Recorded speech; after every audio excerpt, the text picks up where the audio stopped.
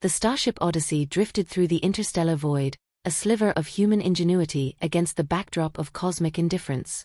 For 17 standard years, it had journeyed, propelled by fusion drives that painted faint ion trails across the velvet black. Its mission, to seek out potentially habitable worlds orbiting distant stars, and perhaps, to find evidence that humanity was not alone in the vast, silent expanse. Inside, the ship was a world unto itself. A carefully balanced ecosystem of recycled air, hydroponic farms, and humming machinery. The crew of two, Dr. Aris Thorne and Commander Eva Rostova, spent most of their time in cryogenic suspension, their bodies preserved against the ravages of time while the ship's sophisticated artificial intelligence, Orion, managed the long voyage. Aris awoke first, as scheduled. The cryopod hissed open, releasing a cloud of frigid vapor. He coughed, the sensation of breathing deeply still alien after months of metabolic neostasis. Disorientation clawed at him, a familiar ghost of the transition. He ran a hand through his prematurely gray hair, his eyes adjusting to the soft lighting of the medical bay. Earth felt impossibly distant, a memory blurred by light years and the gnawing anxiety that had propelled this very mission. News feeds, years old by the time they reached the Odyssey, painted a grim picture. Rising seas, resource wars, ecological collapse accelerating despite desperate geoengineering efforts.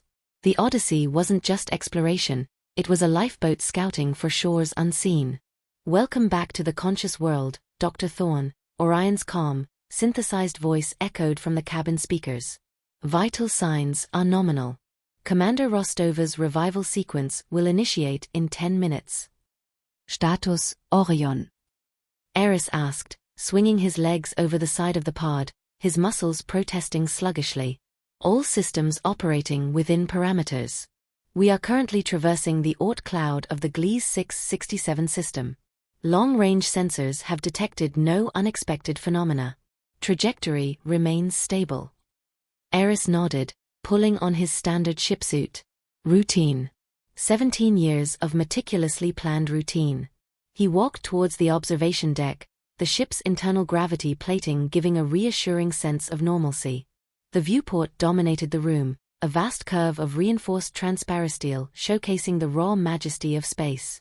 Distant Gliese 667c, the primary target, a super-Earth suspected to lie within the habitable zone, was still just a bright point among countless others. He was sipping reconstituted coffee when Eva entered, looking as composed as ever despite the grogginess of cryo-revival. Her dark hair was tied back efficiently, her gaze sharp. "Anything interesting happen while I was dreaming of electric sheep?" she asked, her voice retaining a trace of her native Russian accent. "Just the usual cosmic ballet," Aris replied. "Orion reports business as usual." "Good. Let's run the deep scan sequence for this sector." Eva moved to the command console, her fingers flying across the holographic interface. As commander, she was responsible for the ship's operation and safety, a counterpoint to Aris's scientific focus.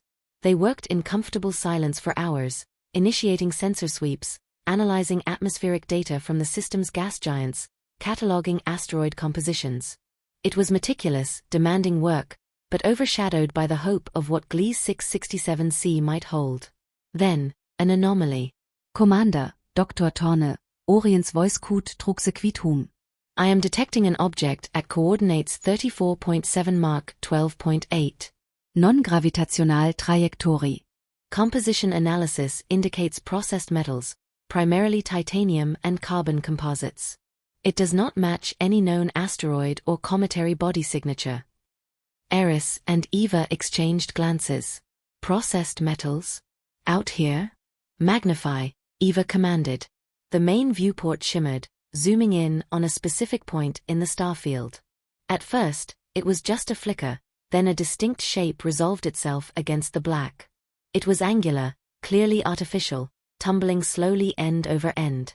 It was large, perhaps half the size of the Odyssey, and bore the scars of unimaginable time. Micrometeoroid impacts pitted its surface, and its hull showed signs of extreme thermal stress. No lights shone, no energy signature emanated from it, save for the faintest residual heat.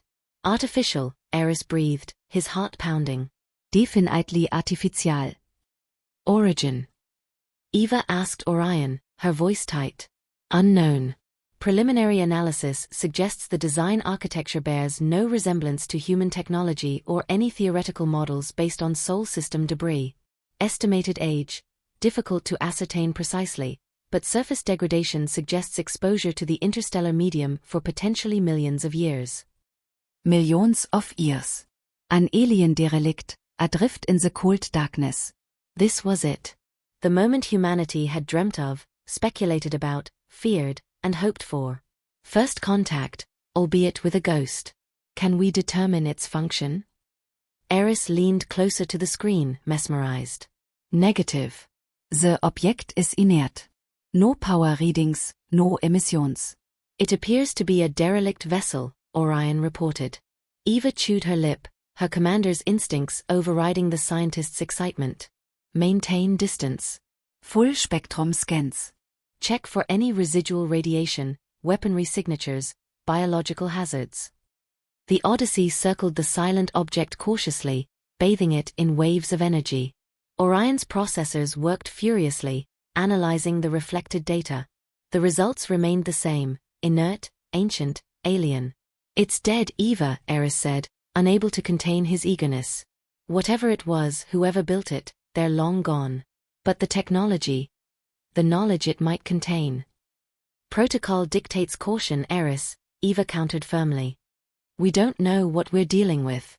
A derelict could still pose unforeseen risks. What risks? It's a derelict. The potential rewards far outweigh them. This could be the most important discovery in human history. Or it could be a Pandora's box. We have a primary mission.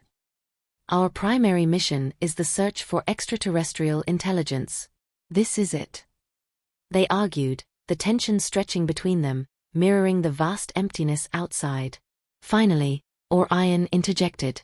Analysis suggests the structural integrity of the alien vessel, designated Object Alpha, is compromised but stable. There are several breaches visible on the hull. Internal atmospheric pressure is negligible, matching the external vacuum. Probability of active hazardous systems is extremely low, less than 0.01%. Probability of extant biological contaminants is similarly low, given the estimated age and environmental exposure. Eva considered Orion's analysis. The AI was designed for objective risk assessment. Allrecht, she conceded slowly. We proceed but carefully. We deploy a remote drone. No direct contact until we know exactly what's inside. Aris nodded, relieved. A drone was better than nothing. The Odyssey's drone bay opened, releasing a small, agile probe named Tether. Controlled remotely by Orion, Tether drifted towards Object Alpha, its optical sensors relaying high-resolution images back to the Odyssey. The alien ship's design was bizarre, non-Euclidean in places, with curves and angles that seemed to defy conventional engineering logic. Its dark, non-reflective hull absorbed most light, making it seem like a hole cut out of spacetime. Tether located one of the larger breaches, a jagged tear in the hull likely caused by a high-velocity impact eons ago. Carefully, Orion navigated the drone inside. Darkness. The drone's lights cut feeble beams through the vacuum, illuminating cavernous, empty chambers. Dust motes, disturbed by the drone's minute thrusters, danced in the light, remnants of whatever atmosphere once filled the ship. The internal architecture was as alien as the exterior, sloping walls, arched ceilings, corridors that twisted unexpectedly. There were no obvious signs of controls, interfaces, or living quarters as humans understood them. Strange, intricate patterns were etched into the bulkheads, resembling complex circuit diagrams or perhaps abstract art. Guided by faint structural resonances detected by Orion, Tether navigated deeper into the derelict. It passed through vast cargo holds, silent engine rooms filled with incomprehensible machinery coated in cosmic dust, and chambers that defied obvious purpose. There was no sign of the builders, no remains, no personal effects. Just silence and age. Finally, Tether reached what seemed to be the vessel's core. It was a large, spherical chamber. In the exact center, suspended by an intricate lattice of the same dark metal, floated a crystalline structure approximately 2 meters in diameter. It pulsed with a faint, internal light, a soft, ethereal blue that cast shifting patterns on the chamber walls. Unlike the rest of the ship, the crystal seemed untouched by time, its facets perfect and glowing. Orion. Aris Visperet, Auestruck. Detecting minimal energy emissions from the central crystalline object, Orion reported. Complex energy patterns, modulated. Analysis suggests it may be a form of data storage, highly advanced. Can you interface visit? Eva asked. The energy signature is unfamiliar, Commander. Direct interface carries unknown risks. However, I can attempt passive analysis of the emissions. Orion directed tether sensors towards the pulsating crystal. Data streamed back to the Odyssey. It wasn't language as humans knew it. No syntax, no grammar discernible. It was a complex tapestry of mathematical sequences, resonant frequencies, light patterns, and subtle energy fluctuations. It's a message, Aris declared. Or a library. Or both. The task of decryption began. It was Aris's domain, working closely with Orion. The alien data structure was unlike anything humanity had ever encountered. Standard decryption algorithms failed instantly. It required building entirely new theoretical frameworks, guided by the faint patterns Orion could discern. Days blurred into weeks. Aris barely slept, fueled by stimulants and the intoxicating thrill of discovery. Eva managed the ship, monitored their position, and watched Aris with growing concern, ensuring he didn't burn himself out completely. Slowly, painstakingly, fragments began to emerge. First came pure mathematics, elegant, complex theorems that extended beyond human understanding, yet were internally consistent. Then, visualizations appeared. Star charts of unfamiliar constellations, complex molecular diagrams, blueprints for devices utilizing physics humanity hadn't yet grasped. They saw images of the builders, tall, slender beings with multiple limbs and large, dark eyes, depicted in what seemed like artistic renderings or historical records. They called themselves the architects. The data revealed a civilization incredibly ancient and advanced. They had mastered interstellar travel, manipulated energy on a stellar scale, and possessed a deep understanding of the cosmos. Their art was breathtaking, their philosophy profound. It was a treasure trove beyond imagination. But as Orion refined the decryption protocols, accessing deeper layers of the crystalline archive, the tone of the information began to change. Interspersed with the scientific marvels and cultural records were logs, reports, historical accounts that grew increasingly somber. They learned the architect's homeworld, a planet of stunning beauty orbiting a binary star system, had faced an environmental crisis. Not unlike Earth's, but on a faster, more devastating scale. Their own technological advancement, their mastery over energy and matter, had come at a cost they hadn't foreseen. Runaway industrial processes, unforeseen consequences of planetary-scale engineering, and perhaps a societal failure to heed the warnings of their own scientists led to rapid atmospheric degradation, resource depletion, and ecological collapse. The crystal chronicled their desperate attempts to reverse the damage. Colossal atmospheric processes, frantic searches for new energy sources, even attempts to relocate populations to orbital habitats and other worlds within their system. But it was too little, too late. Their intricate civilization, built over millennia, began to crumble under the weight of environmental catastrophe and the social strife it engendered. The ship they were exploring, the Silentium as the architects called it in their final logs, was one of several archive vessels launched in their civilization's twilight. They weren't colony ships seeking refuge, they were time capsules, carrying the sum total of architect knowledge, their history, their triumphs, and their catastrophic failure. They were launched into the void, aimed at potentially life-bearing systems, not as beacons of hope for their own survival, but as warnings. The final message, decrypted after weeks of intense effort, was chillingly clear. It wasn't just a history, it was a detailed analysis of their downfall, a step-by-step account of the cascading failures, environmental, societal, technological. It spoke of hubris, of ignoring the delicate balance of their world, of sacrificing long-term stability for short-term gain. It ended with a plea, directed at any species that might find the archive: learn from us. Do not repeat our mistakes. Cherish the balance. The universe is vast, but habitable worlds are jewels beyond price. Protect yours. Sie längse descended on the Odyssey's bridge. The glowing crystal on the monitor seemed less like a beacon of discovery and more like a tombstone.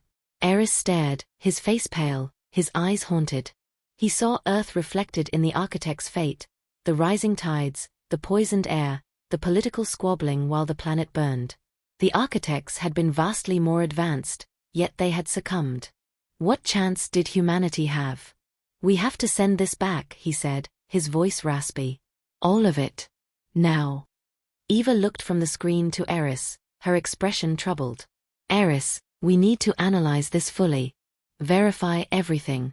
Consider the implications. Implikations. Aris shot back, his voice rising. The implication is that we're on the exact same path. This isn't just data, Eva, it's a roadmap of our own potential extinction. People on Earth need to see this. They need this warning. It could change everything. Or it could cause mass panic, Eva countered, her tone hardening. Think about it. Releasing unverified, potentially terrifying information from an alien source? Governments could suppress it, fanatics could twist it could shatter what little stability is left back home. Protocol exists for a reason. We need controlled dissemination, careful study. Protokoll bedamnet. Aris slammed his fist on the console. Holograms flickered. We don't have time for cautious study. Earth doesn't have time. Did you read their final logs? They thought they had time, too. This knowledge is too important to sit on while we tick boxes. And who decides how it's used, Aris? Us? 2 people light-years from home? We transmit this raw, and it becomes a political football, a weapon. We send back the verified science first, the propulsion physics, the material science. Things that offer hope, solutions. Then, carefully, we present the historical context, the warning. That's censorship. It's responsibility. Orion remained silent, processing the exchange, running simulations on the potential societal impacts of releasing the architect's full message versus curated data. Orion, Eva asked. Probability assessment of societal destabilization upon immediate, raw transmission of the full architect archive to Earth? Calculating. Based on current Earth sociopolitical and environmental stress models, the probability of severe destabilization, including widespread panic, breakdown of international cooperation, and potential misuse of alarming data by extremist factions, is estimated at 78.4%, Orion reported calmly. Aris looked stricken. But the chance it could unite us? Force us to change course.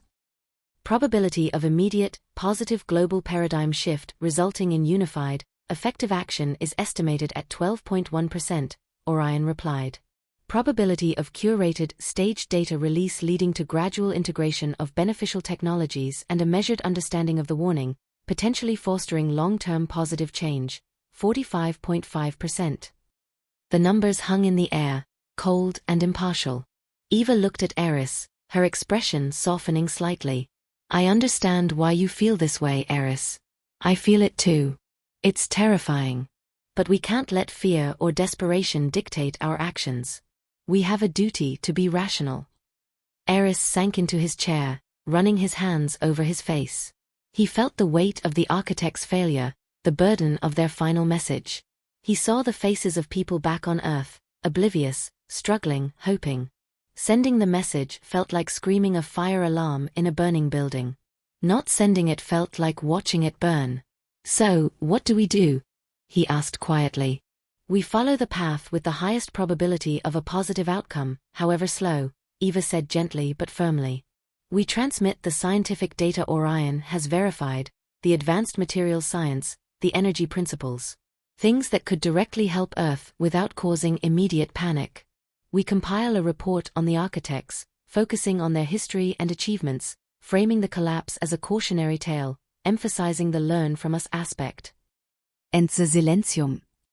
We gather all the data we can. Then, we continue our primary mission.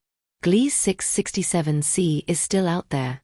Perhaps the architect's fate wasn't just a warning, but also a reminder of why we need to find other options. Aris looked out at the starfield, then back at the image of the glowing blue crystal. He felt an immense sadness for the lost civilization, but also a sliver of hope. They had failed, but their final act was one of staggering foresight and altruism. A message in a bottle cast into the cosmic ocean. "Okay, Eva," he said, exhaustion lining his voice. Okay. We do it your way. "We curate the message. We send the science. But we make sure the warning gets through, eventually. We owe them that." Eva nodded, relief washing over her features. "We owe them that.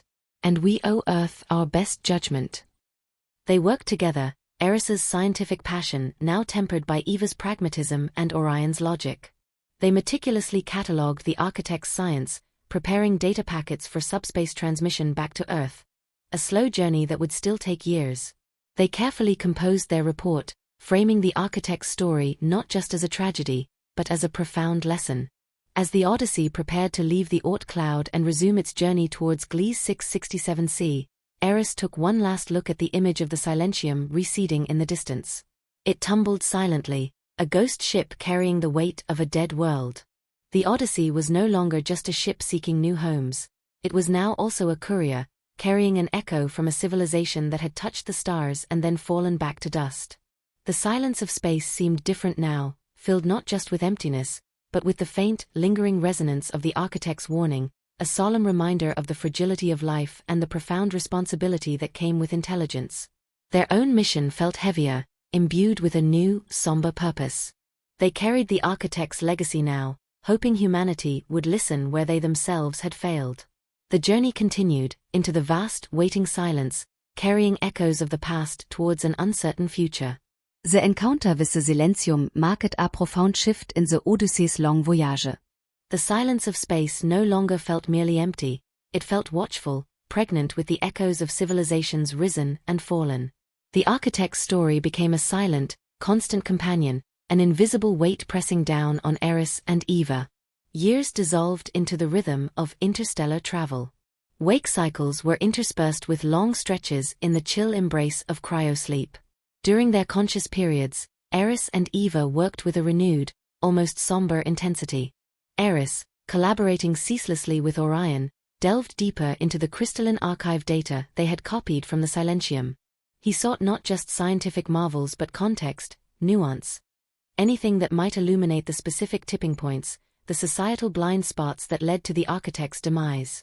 He found elegant theories of subspace communication, schematics for energy sources that tapped zero-point fields, and complex ecological models that revealed the architects had, in fact, understood the fragility of their biosphere with incredible precision. Their downfall wasn't ignorance, Aris realized with a sickening lurch, but a failure of collective will, a paralysis born of political division and short-term economic imperatives overriding long-term survival. A story chillingly familiar. Eva, ever the pragmatist, focused on the tangible benefits within the data. She worked with Orion to isolate potentially applicable technologies. Improvements to the Odyssey's own fusion drive efficiency using architect principles, new materials science insights that could enhance hull integrity, advanced medical regeneration techniques. Small packets of this safe data were compressed and beamed back towards Earth on tightly focused neutrino bursts, a trickle of information that would take decades to arrive but represented a tangible offering of hope gleaned from the architect's legacy. Their relationship settled into a new equilibrium. The earlier tension was replaced by a shared understanding, a camaraderie forged in the face of cosmic revelation. They talked often, sometimes about the architects, sometimes about Earth, sometimes about trivialities just to feel normal under the crushing weight of their unique knowledge. The loneliness of deep space was palpable, yet they were, perhaps, the two least lonely people in the universe, bound together by a secret that encompassed the fate of worlds. Orion, meanwhile, processed, analyzed, and learned. The AI's capabilities seemed to expand as it integrated the alien mathematical concepts and logical structures. Its voice remained calm, but Aris sometimes detected a new depth, a different cadence in its responses when discussing the philosophical implications of the architect's existence and extinction. It began posing questions they hadn't considered, running simulations on galaxy-scale civilizational lifespans based on the architect's trajectory. Finally, after another long cryocycle, they awoke to Orion's announcement, "Commander Dr. Thorne. We are approaching the Gliese 667c system's inner boundary." Estimated time to orbital insertion burn for target planet, 72 standard hours. A buzz of anticipation filled the bridge, momentarily displacing the ever-present shadow of the Silentium. This was it. The original goal. Gliese 667c, the super-Earth orbiting within the habitable zone of its red dwarf star. Renamed Aethelgard by the mission planners centuries ago, a hopeful gesture invoking Old English notions of noble counsel or homeland. Initial long-range scans were promising, confirming earlier telescopic observations from Earth and adding incredible detail. Aethelgard possessed a substantial atmosphere, thick with nitrogen and oxygen, though with higher concentrations of argon and trace gases unfamiliar to human biochemistry. Most importantly, spectral analysis confirmed vast quantities of liquid water on the surface. Oceans glimmering under the dim, reddish light of Gliese 667c, polar ice caps, and complex cloud systems driven by atmospheric currents. Magnetosphere, active and strong, shielding the surface from stellar radiation. Biosignatures detected, Orion reported, its voice steady but unable to hide the significance of the finding. Atmospheric composition shows non-equilibrium gas concentrations consistent with widespread biological processes. Significant spectral absorption lines matching complex organic molecules detected on continental landmasses. Life. Confirmed. Aris felt a tremor run through him, a complex cocktail of exhilaration and apprehension. After the architects, the confirmation of life felt less like a simple discovery and more like uncovering another potential player in the vast, silent game of cosmic survival. Eva gripped the edge of her console, her knuckles white. The Odyssey performed its orbital insertion burn flawlessly, settling into a high orbit around the alien world. Aethelgard unfurled beneath them, a stunning tapestry of deep ochre continents, swirling clouds ranging from white to pale orange, and oceans the color of dark wine under the red dwarf's light. It was beautiful, but profoundly alien. The continents weren't green. Vast swathes were covered in vegetation that reflected light in shades of deep red, purple, and even shimmering black. Strange, geometric coastlines hinted at tectonic processes different from Earth's. Detailed scans commenced immediately. The ship's sensors probed the atmosphere layer by layer, mapped the surface topography in minute detail, tasted the magnetic field, listened for any radio emissions, any sign of technological civilization. Nothing. No radio signals. No artificial heat signatures from cities or industry. No lights on the night side. If intelligence existed here now, it was pre-technological or utilized methods beyond human detection. Searching for signs of past technological presence, Eva instructed Orion, the architect's legacy making her cautious. Scan for anomalous geological formations, unusual radiation patterns, anything that might suggest buried structures or energy sources. Orion's sensors swept the planet for days. They found towering mountain ranges sculpted by wind and time, vast canyons deeper than any on Earth, impact craters testifying to a long history. They found evidence of complex ecosystems teeming within the dark oceans and across the strange, colorful continents. But they found no conclusive evidence of architect activity, nor any other technological civilization. Aethelgard seemed untouched, a world evolving along its own unique path. Atmospheric probes deployed, Eva announced. Small, winged probes detached from the Odyssey, angling down into the thick atmosphere, sampling gases, measuring pressure and temperature gradients, analyzing aerosols. Atmosphere confirmed breathable for human physiology, though high argon levels and unknown pollens necessitate filtration masks for extended exposure, Orion reported after analyzing the probe data. Trace methane and complex hydrocarbons suggest widespread anaerobic and aerobic biological activity. No detected airborne pathogens immediately hazardous to human life, though caution is advised. Microbial analysis will require surface samples. The next decision loomed: landing. The primary mission directive calls for surface exploration if conditions permit, Aris stated, looking at the ochre and wine-colored globe below. The biosignatures are undeniable. We need ground truth. Agreed, Eva said. But where? And how? The architect data showed how easily advanced civilizations could disrupt native biospheres, even unintentionally. We go down carefully. Minimal footprint. Remote observation first. They decided against landing the Odyssey itself. Instead, they would utilize the Damselfly, the ship's dedicated atmospheric lander and exploration vehicle.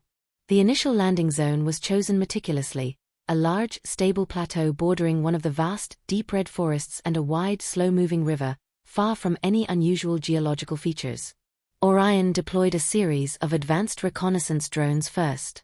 These agile machines flew sorties across the planet, their sophisticated sensors capturing breathtaking images and data. They swooped over forests of towering, purple, spire-like growths that seemed to pulse with faint internal light. They crossed plains covered in carpets of black, grass-like organisms that rippled like water in the wind. They observed herds of hexapodal grazers moving across ochre deserts and winged creatures with translucent sails catching the upper atmospheric winds. Life was abundant, diverse, and utterly alien. Remote robotic arms collected initial soil and water samples, which were analyzed aboard the Odyssey. The results were staggering. The local biology was carbon-based, water-dependent, but utilized a completely different information-carrying molecule, not DNA or RNA, but something far more complex, an intricate crystalline lattice structure within cellular analogues. It was during one of these drone sorties, mapping a remote mountain range near the southern pole, that the anomaly was found. Dr. Thorne, Commander, Orion announced. Drone 7 is detecting anomalous structures in Sector Gamma 9. Geometric formations inconsistent with natural erosion patterns. Significant metallic content detected beneath surface vegetation. The feed from Drone 7 filled the main screen. It showed a series of immense, interlocking geometric shapes etched into the mountainside, partially obscured by millennia of vegetation growth and rockfalls. Perfect circles intersected with massive triangles and complex spiral patterns, covering dozens of square kilometers. They looked ancient, weathered, almost absorbed back into the planet's crust. They weren't cities, nor obvious technological installations. They resembled colossal, abstract sculptures or ground-based art, clearly artificial but utterly enigmatic. Architects. Aris Thorne. Unlikely, Orion responded after cross-referencing with the Silentium data. The design philosophy is radically different. No corresponding energy signatures. Preliminary dating based on erosion patterns and radiometric readings from exposed sections suggests these structures significantly predate the estimated timeframe of the architect civilization's rise, possibly by millions of years. Older? Something else had been here, long before the architects spread across the stars. The silence of space seemed to deepen further. The discovery solidified their decision to land, but also heightened their caution. They chose a landing site for the Damselfly still distant from the newly discovered structures, but close enough for a ground expedition later. The descent was tense. The Damselfly detached smoothly from the Odyssey and plunged into Aethelgard's atmosphere. Buffeted by atmospheric shear, the lander glowed with re-entry heat before deploying parafoils for the final approach.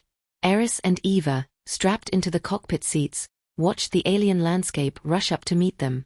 Red forests gave way to rocky plains, the wine-dark river snaking through the terrain below. With a final burst from its landing thrusters kicking up clouds of ochre dust, the Damselfly settled onto the plateau. Silence, broken only by the whine of internal systems powering down and the hiss of atmosphere equalization. Pressure stable. Atmosphere nominal through filters, Eva reported, running final checks. Life support active. External temperature, 18 degrees Celsius. Gravity, 1.2 Earth standard, Aris read from his console. He looked across at Eva, a silent question in his eyes. She nodded. Wearing environment suits as a precaution until microbial hazards could be definitively ruled out, they cycled through the lander's airlock. Aris stepped out first. His boots crunched on alien soil, a mixture of fine dust and crystalline fragments. He took a breath, the filtered air tasting cool and metallic, tinged with unfamiliar organic scents. Something like damp earth mixed with cinnamon and ozone. The gravity felt heavy, pressing down slightly more than he was used to. Before them stretched a vast, undulating plain covered in low, rust-colored scrub. In the distance, the colossal deep-red forest rose like a 40 feet wall towards the pale orange sky. The air was still, the only sound a faint, high-pitched chittering from unseen organisms and the whisper of wind across the plateau. The sun, Gliese 667c, hung low in the sky, larger than Earth's sun but casting a dimmer, distinctly reddish light that painted the landscape in hues of sunset. "First steps," Eva said quietly, stepping down beside him. "For humanity, on Aethelgard." They stood there for a long moment, two tiny figures in a vast, alien wilderness, the weight of history, Earth's, the architects, and now perhaps Aethelgard's pressing down on them.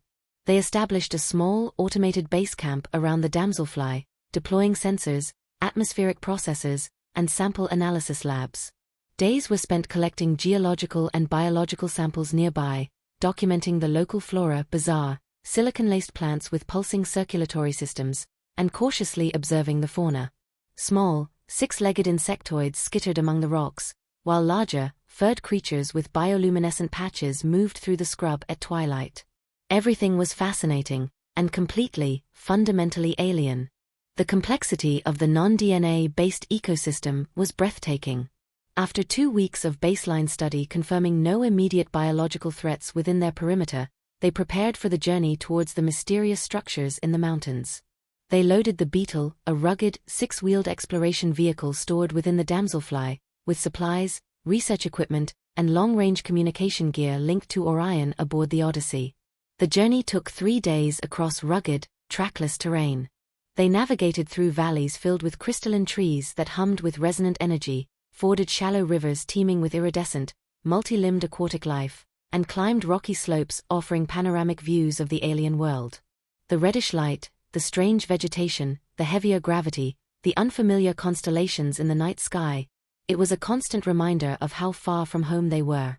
As they neared the mountain range, the scale of the ancient structures became apparent. The geometric patterns weren't just etched on the mountains. In places, the mountains seemed to have been shaped into the patterns. Immense, smooth facets angled towards the sky, connected by lines miles long, all weathered by unimaginable ages of wind and rain. Vegetation clung to crevices, softening the sharp edges, but the artificiality was undeniable. They parked the Beetle at the base of one of the largest formations, a vast, flat triangular platform leading towards a colossal ring embedded in the cliff face. Wearing their environment suits again due to the altitude and unknown factors surrounding the structures, they began the climb on foot, the silence amplifying the sound of their breathing and the crunch of their boots on weathered stone. The material of the structures wasn't metal, but a vitrified rock, fused by unimaginable heat or some unknown process into a glass-smooth, dark obsidian-like substance that felt cool to the touch. Strange, eroded symbols, different from the main geometric patterns and unlike anything from the architects, were faintly visible in some areas. They reached the triangular platform. It was vast, easily large enough to land the Odyssey itself. Standing in the center, looking out over the alien landscape under the dim red sun, Aris felt a profound sense of insignificance. What civilization had built this? Why? Was it a landing field? A temple? A weapon? A message? Orion, Eva transmitted, her voice hushed. Any energy readings? Any unusual emissions? Negative, Commander, Orion's voice replied in their helmets, startlingly clear after the silence. Radiation levels are consistent with background. No detectable energy output. The structures appear entirely inert. However, analysis of the material composition confirms extreme age, possibly exceeding 50 million years. 50 million years. Older than the dinosaurs' extinction on Earth. Older than the architects. A wave of vertigo washed over Aris. The timescale was incomprehensible. They walked towards the massive ring embedded in the cliff face. It soared hundreds of meters high, a perfect circle against the rugged mountain. As they got closer, they saw the ring wasn't solid. Faint lines suggested it might be composed of segments, or perhaps it was a frame for something long since vanished. In the center of the ring, the cliff face was unnaturally smooth, almost polished. Aris approached the smooth section, running a gloved hand over the cool surface. He felt nothing. Just ancient, silent stone. He looked back at Eva, a question in his eyes. What now? Suddenly, a low hum resonated through the soles of their boots. It grew slowly, a deep, subsonic vibration that seemed to emanate from the mountain itself. Faint lines of light, pale blue like the architect crystal but colder, appeared along the edges of the giant ring. Orion. Report. Eva snapped, instinctively reaching for the sidearm holstered on her suit. A standard precaution, though likely useless against whatever this was. Detecting massive energy surge from deep within the mountain. Orion's voice was tight with urgency. Source is activating. Recommend immediate withdrawal. The smooth rock face in the center of the ring began to glow, the light intensifying rapidly. The air crackled with static electricity. The faint symbols etched on the structure pulsed with the same cold blue light.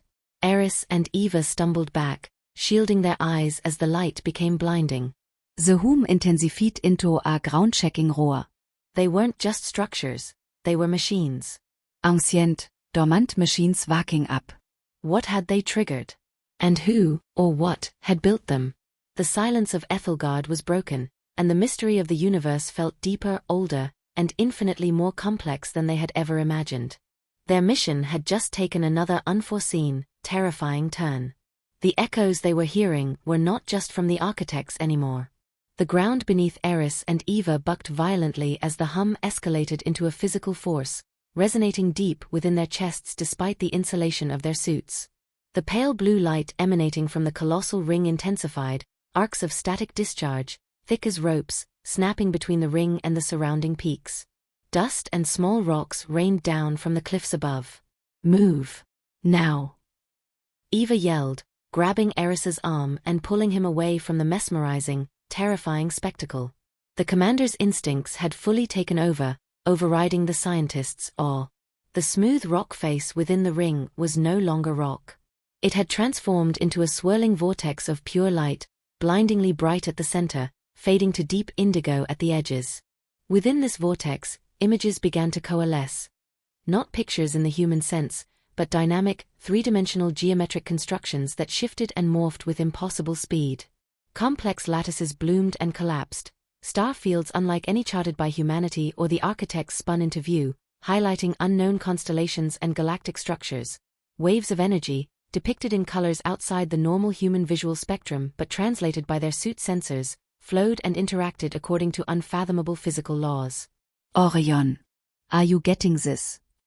Aris shouted into his comm, stumbling backward over loose scree, his eyes fixed on the impossible display even as Eva dragged him along. Affirmative.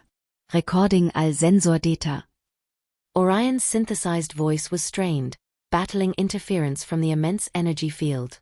Extreme gravimetric distortions detected. Power levels exceed anything in the architect database by orders of magnitude. Warning, localized spacetime warping detected near the focal point. Recommend increasing distance immediately. Spacetime warping? Aris meint derelict. This wasn't just technology, it was rewriting the rules of the universe as they knew them. They scrambled back down the treacherous slope towards the triangular platform where they'd left the beetle.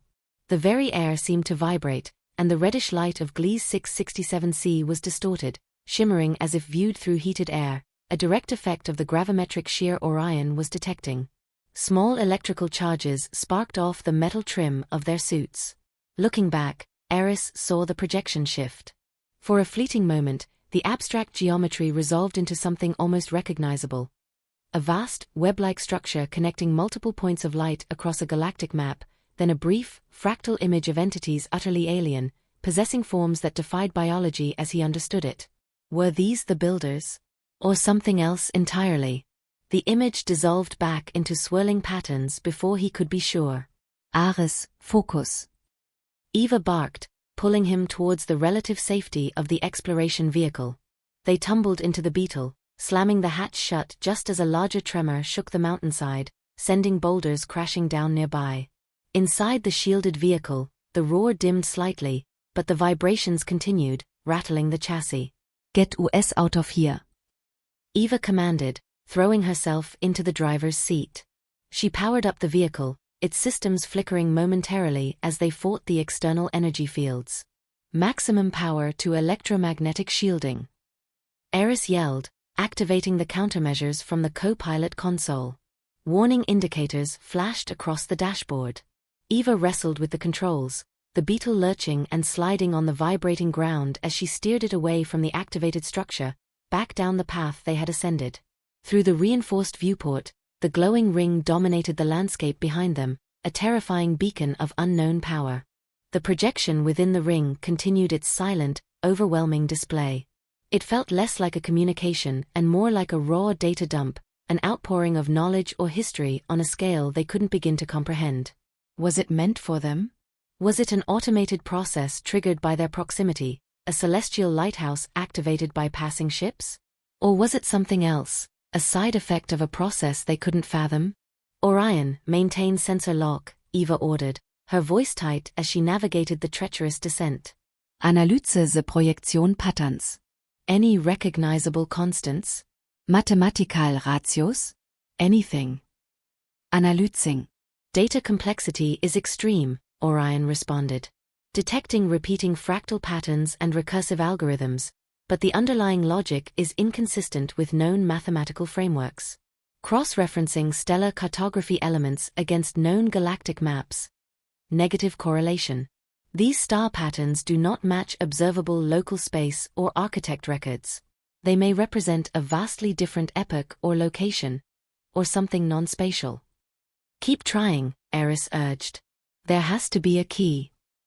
After what felt like an eternity, they reached the relative safety of the foothills, several kilometers away from the structure. Eva brought the beetle to a halt behind a rocky outcrop that offered some physical protection.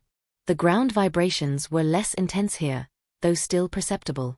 The colossal ring was still visible, pulsing against the darkening sky as Aethelgard's day cycle progressed. They watched, mesmerized and fearful, as the projection continued for another hour. The sheer scale of the energy involved was terrifying. It dwarfed anything humanity could produce, likely surpassing even the peak output of the architect's civilization. And this machine, these structures were older. Then, as abruptly as it began, it stopped. The light within the ring faded, the swirling vortex collapsed, leaving only the smooth, dark rock face. The blue lines tracing the structure's edges dimmed and vanished. The ground tremors ceased. The static discharges died away.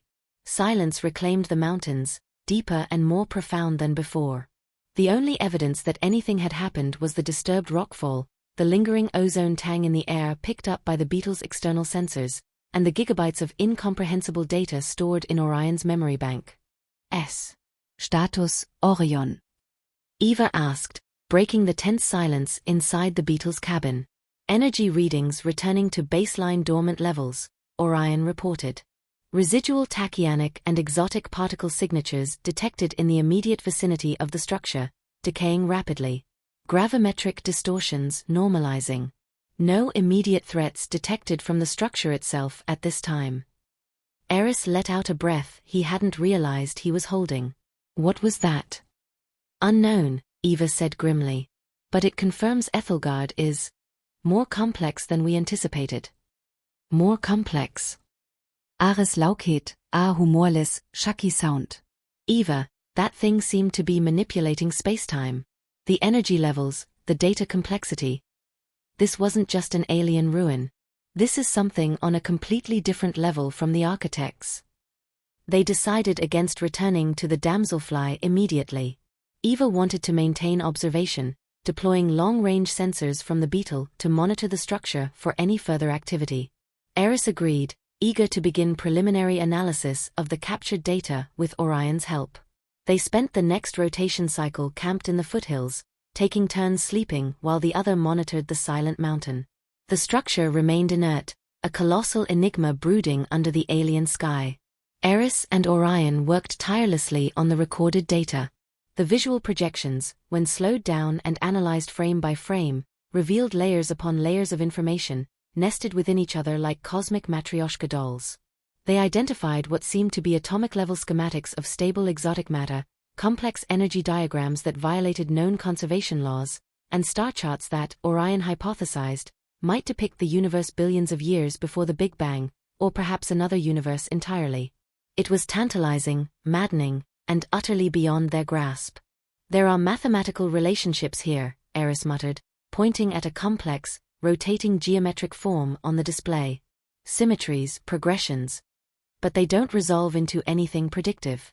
It's like seeing a page of advanced calculus when you only know basic arithmetic. One recurring element has been isolated, Orion stated. It displayed a complex symbol, a central circle surrounded by 3 interlocking spirals, with intricate, fractal patterns radiating outwards. This symbol appeared multiple times, often preceding major shifts in the projections theme. Its mathematical structure is unique. The builder's calling card? Eva muset, looking over Aris' shoulder. Or a warning? The discovery raised more questions than it answered. Who were these first ones, as Aris started calling them? Where did they go? Was this structure a library? A weapon? A portal? And why was it on Aethelgard, a world seemingly teeming with nascent life but no technology? Were they related to the unique, non-DNA biology? Eva, meanwhile, focused on the practicalities. Whatever this is, it changes our mission parameters. We can't treat Aethelgard as just a potential colony world anymore. It's an artifact site of potentially galactic significance. And galactic danger, Aris added softly. Remember the architect's warning, cherish the balance. What balance did these beings upset? What consequences did their power have?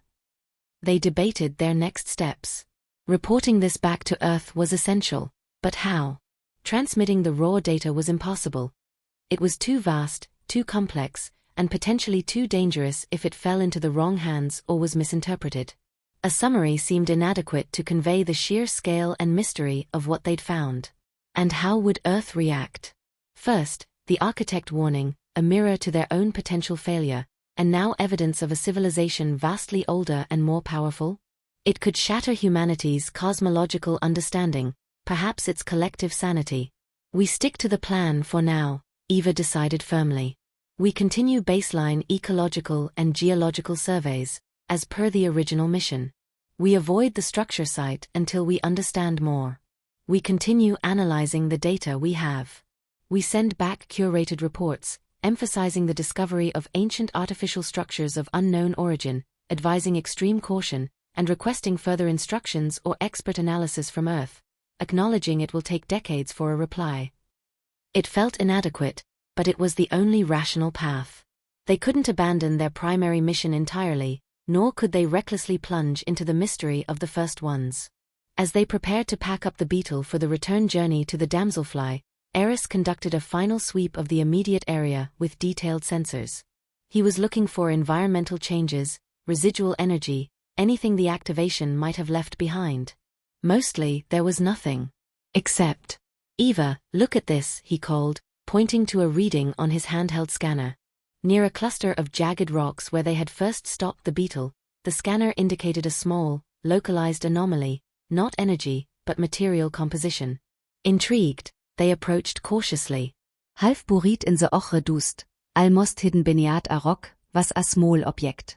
It was about the size of Aris's fist, made of the same dark, vitrified material as the main structure, and shaped like the recurring symbol Orion had identified, the circle with 3 interlocking spirals. Unlike the main structure, this object felt warm to the touch, even through his suit glove. It pulsed with a faint, almost imperceptible internal rhythm. An artifact, Eva breathed. Left behind? Or placed here? Is it a key? A control unit? A data storage device like the architect's crystal. Aris wondered aloud, carefully picking it up with collection tongs and placing it in a sterile containment box. Or a tracking device, Eva added grimly. They returned to the damselfly, the small, enigmatic artifact secured in a shielded compartment. The journey back felt different. The alien landscape, once merely strange and fascinating, now seemed imbued with deeper secrets, older histories. The silent mountains felt watchful. Back in the relative safety of the lander's lab, they began cautious analysis of the artifact. It emitted no discernible energy field beyond faint thermal radiation, yet Orion confirmed it resonated on a quantum level, exhibiting properties inconsistent with its apparent mass and composition. It seemed to exist partially outside normal spacetime, just like the larger structure.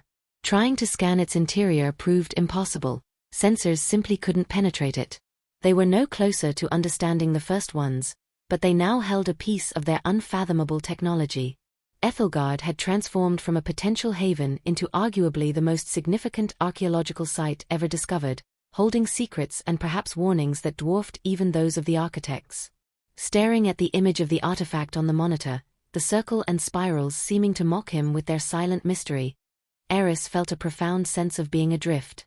Not just in space, but in time, caught between the echoes of multiple ancient, powerful civilizations and humanity's own uncertain future.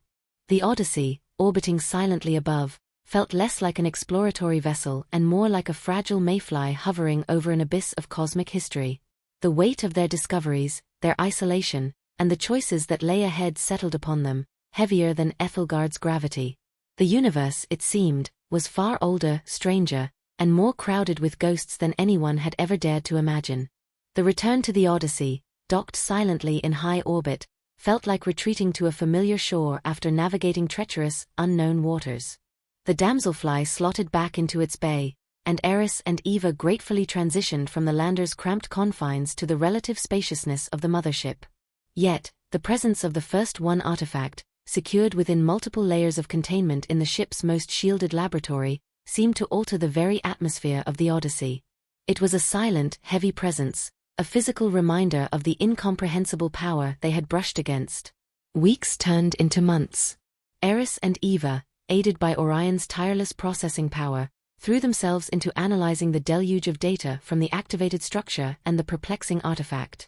They mapped the energy fluctuations, dissected the complex geometric projections, cross-referenced the alien star charts with every astronomical database available. Progress was agonizingly slow, like trying to assemble a million-piece jigsaw puzzle with only a handful of edge pieces and no picture on the box. They confirmed the staggering age. The structures predated multicellular life on Earth by geological epochs. They confirmed the energy levels involved defied known physics. They identified more recurring symbols, more baffling mathematical relationships, but the underlying purpose remained shrouded in impenetrable mystery. Was it a library? A power source? A Weppensystem dormant vor Aeons? A communication node in a galactic network of beings long departed? The artifact remained the biggest enigma.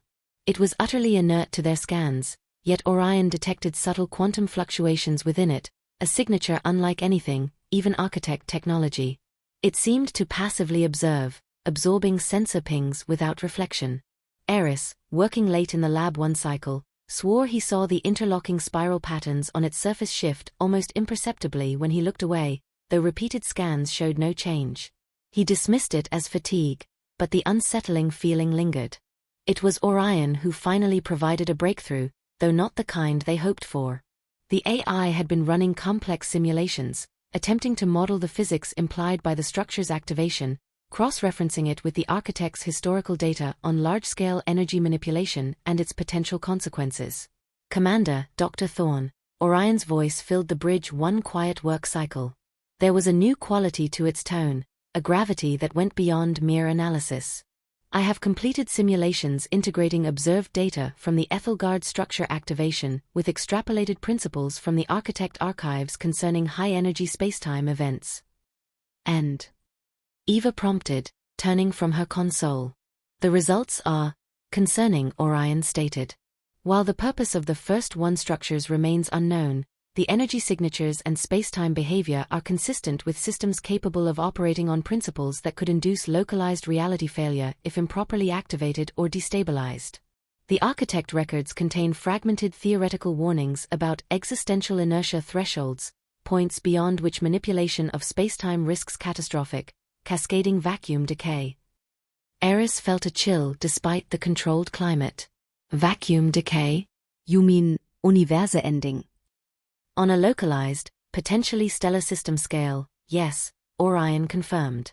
The architects theorized about such possibilities but lacked the power or recklessness to test them. The first ones clearly operated at or beyond these theoretical limits. The structure we observed may not be merely informational. It could be a component of a system designed to manipulate reality itself. Its dormant state might be a crucial safety measure. Our presence, our technology, however primitive by comparison, was sufficient to trigger a response. Further interaction, especially attempts at direct interface or power extraction, carries a statistically significant risk of unpredictable, potentially catastrophic outcomes. Orion paused, letting the weight of its words sink in. Furthermore, analysis of the collected biological samples from Aethelgard reveals extreme genetic antiquity and complexity within their unique molecular framework.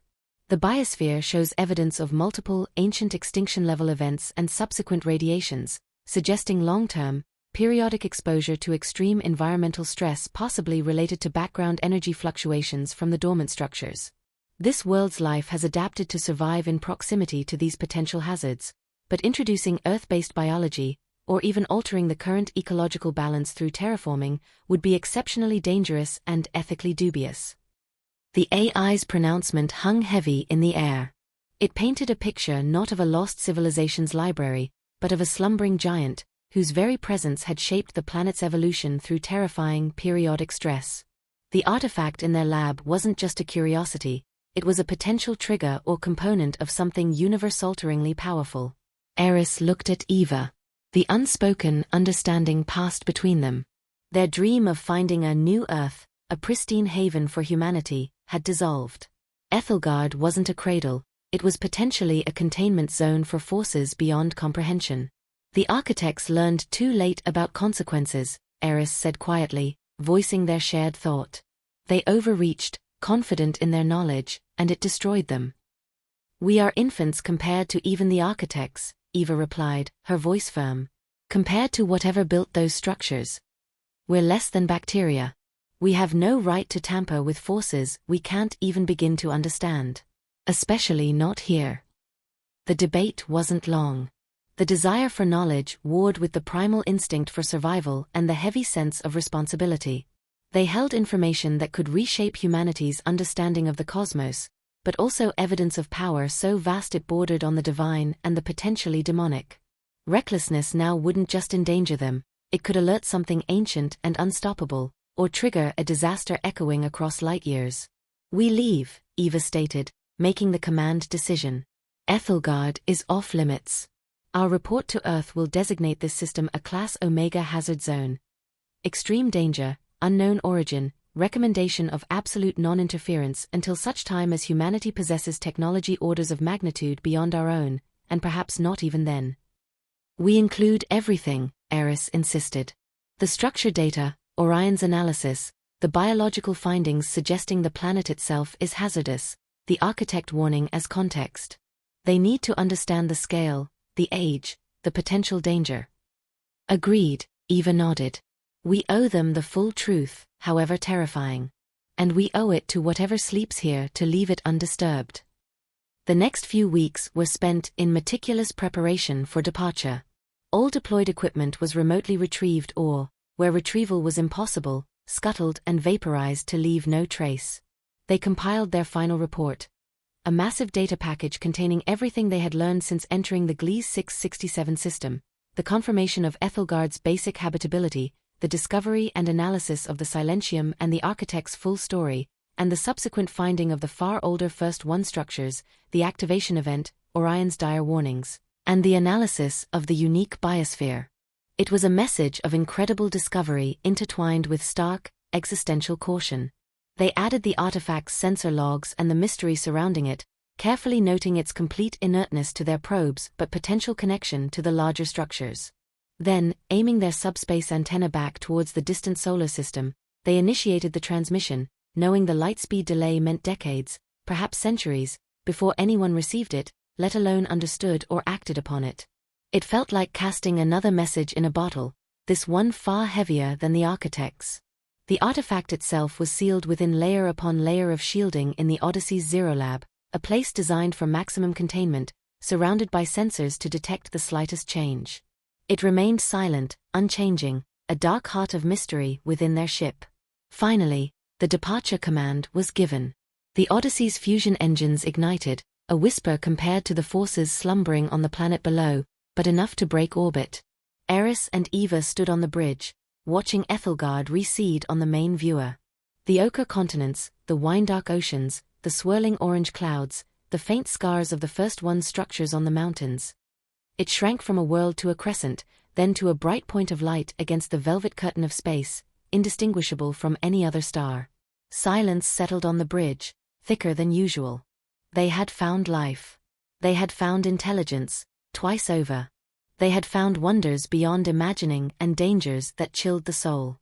They had failed to find a simple refuge, but had instead stumbled into the heart of cosmic history, finding humanity to be a latecomer to a universe far more ancient, complex, and perilous than conceived. "Where do we go now?" Aris asked quietly, not expecting an immediate answer.